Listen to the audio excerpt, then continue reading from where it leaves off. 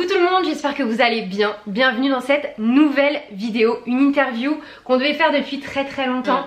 Voilà, elle s'appelle Lorena Tellier, je suis très contente de la recevoir depuis le temps. On a enfin trouvé un créneau. Et c'était pas chose facile. Et oui, c'était vraiment très dur, mais là on va faire une petite interview de folie. Format un petit peu plus court que d'habitude parce que c'est format festival.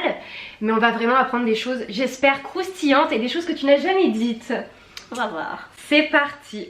Alors, où es-tu née? Quel âge tu as? Je veux tout savoir, des frères et sœurs. Ok, alors j'ai 22 ans, je suis née à Créteil. J'ai un grand frère Eddy et une grande sœur qui s'appelle Sabrina. D'accord. Voilà. Ok, est-ce que tu as des passions dans la vie? Oui, je suis passionnée d'équitation. Je fais du cheval depuis toute petite. D'accord. Voilà, ça fait vraiment partie de mon quotidien. Donc oui, les chevaux.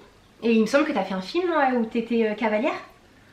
Pas encore. Pas encore? Pas encore, mais j'espère que ça va arriver vraiment. Ouais. C'est dans mes trucs que je veux faire absolument, Ouais. c'est ça. C'est pas encore arrivé, mais ça me semble tarder. Ok, j'avais vu des photos sur Insta. Ah oui, c'est ça, oui, sûrement. Oui. D'accord. Ça, tu as dit, ouais, voilà, j'anticipe. Moi, je suis toujours dans le futur, tu vois. Donc, tu as commencé à l'âge de 16 ans. Ouais. Donc, c'est quand même tôt. Pour ce milieu qui est quand même difficile. Tu as commencé donc dans Maloute de Bruno Dumont. Tu étais aux côtés donc de Juliette Binoche qui était ta marraine, si je dis pas de bêtises, pardon, au César. C'est ça, je l'ai pris en marraine révélation, ouais. C'est incroyable. Oui, Juliette m'a énormément marqué sur le tournage de Maloute. De par son jeu, elle m'a vraiment impressionnée et c'est vraiment quelqu'un sur laquelle je me suis appuyée et que j'ai pris pour référence pendant plusieurs années. Ouais. Et elle m'avait écrit un mot sur le tournage de Maloute que j'avais gardé dans ma chambre, enfin que j'ai encore dans ma chambre, que j'ai encadré et tout. Donc c'était un peu comme une petite force que j'avais à l'intérieur de moi et donc forcément quand j'ai dû choisir une marraine, c'était Juliette tout de suite quoi. C'est bien. C'est ça, et j'étais très fière, c'est comme une boucle, tu vois 6 ans après, il y a une espèce de fierté de montrer ça, enfin voilà, la boucle est bouclée quoi, donc c'est très important pour moi que ce soit Juliette Révélation. Ouais, et puis en plus Juliette Binoche en marraine, hein, ce n'est pas n'importe qui. On t'a vu notamment aussi dans Cas contraire de Sarah Marx. T'as également été l'un des rôles principaux de Mental, si je dis pas de bêtises. C'est ça, oui. Donc t'as fait beaucoup de choses. Là actuellement tu vas être bientôt à l'affiche, donc je pense que je sortirai l'interview à ce moment-là. Une affaire française sur TF1. C'est ça. Comment tu vis toutes ces expériences? Parce que tu enchaînes quand même pas mal. Oui, je trouve que je fais un métier passionnant, enfin en tout cas qui me passionne énormément, ça me fait vibrer vraiment. Et même dans les moments de latence de comédien, parce que là on voit toutes les sorties, etc. Ouais. Je suis au Festival de La Rochelle sous le feu des projecteurs, mais c'est vrai qu'avant ça, il y a des moments de galère où t'as pas les projets que tu veux. Enfin, voilà, il y a des moments plus compliqués et il y a une vraie passion au fond qui m'anime et qui me fait continuer et y croire très fort parce que je me lève tous les matins quand je suis sur un plateau, je me lève tous les matins avec une passion folle et une joie de me lever. Et ça, c'est surtout... Aujourd'hui avec les temps qui courent, je trouve que c'est vraiment un énorme luxe de pouvoir faire ça et c'est un métier hyper libre parce qu'on bouge tout le temps. Oui, c'est un peu une vie de nomade en fait. Totalement, c'est une vie de nomade et ça me passionne aussi. On fait des rencontres hyper enrichissantes. Enfin voilà, c'est un métier hyper nourrissant, hyper passionnant et en tant qu'acteur, en tant qu'actrice, moi je veux donner le maximum parce que je reçois tellement que du coup il y a une espèce d'échange comme ça. Ouais. Bah, tu fais bien de préciser que c'est pas non plus tout le temps tout rose. Voilà, mais c'est bien de le dire parce que là, c'est vrai, comme je te dis, là je suis sous le feu des projecteurs, j'ai ça qui j'ai je vais y arriver, une affaire française pardon, qui sort, j'ai le film de Mélanie Laurent qui sort, donc forcément là je suis sous le feu des projecteurs. Mais on oublie de parler souvent des moments où c'est un peu plus compliqué et tout, et je trouve que c'est bien de le dire parce que c'est la vérité du métier d'acteur, c'est pas que les strass, les paillettes, la gloire tout le temps. C'est ça, c'est des castings refoulés, c'est plein de choses qui se passent pas comme d'habitude. T'as tourné notamment donc avec Fabrice Lucchini, Juliette Binoche comme on disait, Vincent Cassel, Romain Duris, donc la Michael Youn, avec énormément d'acteurs. Ça fait quoi à 22 ans de tourner avec tous ces grands noms du cinéma? Ça fait que déjà je me demande pas ça fait quoi. Je sais pas si tu vois ce que je veux dire. Je travaille avec eux comme je travaille avec Monsieur Tout le Monde. Voilà, c'est des partenaires de jeu. Ce qui change, c'est que eux, ils ont des bagages, de l'expérience et que du coup, ils maîtrisent le truc. Et donc, en fait, ce que ça change de tourner avec eux, c'est que il y a un niveau qui est là. Et du coup, tu te challenges. Mais après, je peux retrouver ça avec des jeunes acteurs, avec des acteurs qui sont pas du tout connus. Enfin, c'est pas du tout un truc de notoriété. Et voilà, ça fait quoi? Bah ça fait qu'on me le demande en interview. Bah en fait. voilà, exactement. Voilà. Est-ce qu'ils t'ont donné, enfin une personne qui t'a donné vraiment un conseil qui t'a marqué, que ce soit donc une personne connue comme on dit, donc les grands noms qu'on a évoqués, ou un conseil vraiment qui t'a marqué en fait? Bah je pense que c'est, parce qu'à chaque fois qu'on me pose cette question, je réponds Vincent Cassel qui m'a dit t'emmerdes ceux qui t'emmerdent quand je me faisais emmerdée au lycée par des abrutis. Ok. Voilà, mais ça je le dis tout le temps donc je me dis que je vais changer de disque. Une exclue, allez. Mais je pense que c'est Juliette Binoche qui m'a dit de garder ma lumière et ma joie de vivre ce métier. Et je trouve que c'est important Enfin c'est un truc qui me reste en tête. Voilà.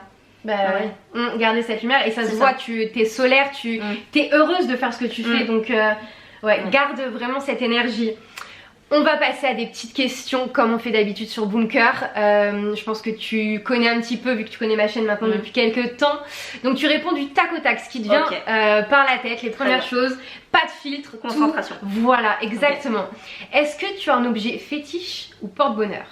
J'ai un collier que ma grande soeur m'avait offert en or avec un cheval dessus. Que je mets très souvent. On en revient toujours au cheval, l'équitation, la passion qui est toujours là. Oui. Ta plus grande qualité? Dans la vie ou dans le métier? En général. En général, bah je pense ma spontanéité quand même. D'accord. Et ton plus grand défaut?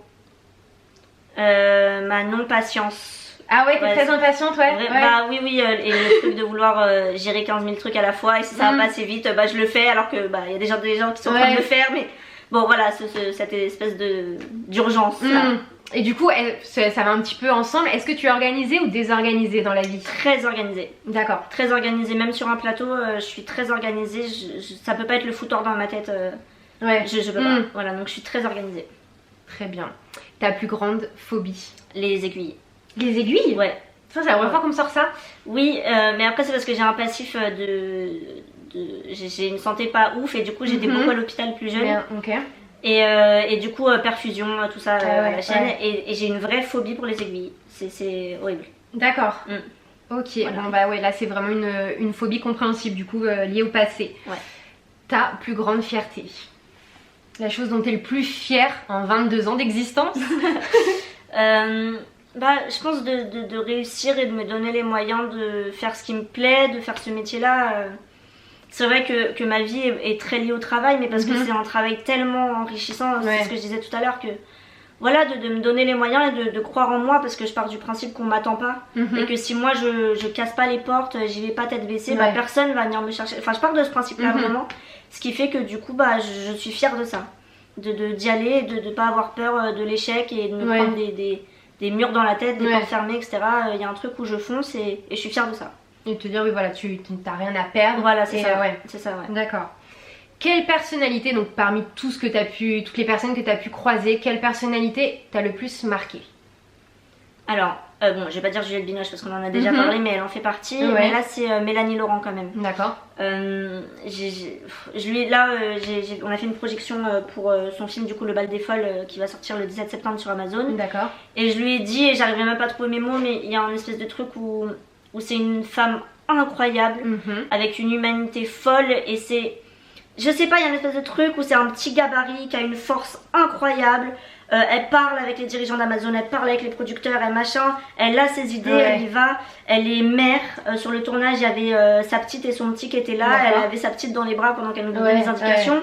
Donc Mélanie, elle est mère. Après le tournage, elle fait les devoirs avec ses gosses et tout machin. Donc elle est mère, elle est actrice, brillante actrice, elle est réalisatrice, elle est engagée. C'est un amour de femme, enfin voilà, vraiment Mélanie Laurent, énorme coup de cœur pour cette personne. C'est vrai que c'est enfin moi je ne l'ai jamais rencontrée, mais oui, toutes les personnes qui la connaissent m'ont dit que du bien d'elle. Et oui, donc ça m'étonne pas. As-tu un film préféré? Actuel, pas actuel? Un film préféré? Écoute, là celui qui me vient c'est Parasite, mais parce que...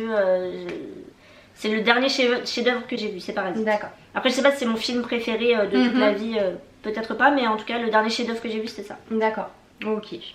Le surnom qu'on te donne? Bah, Lolo.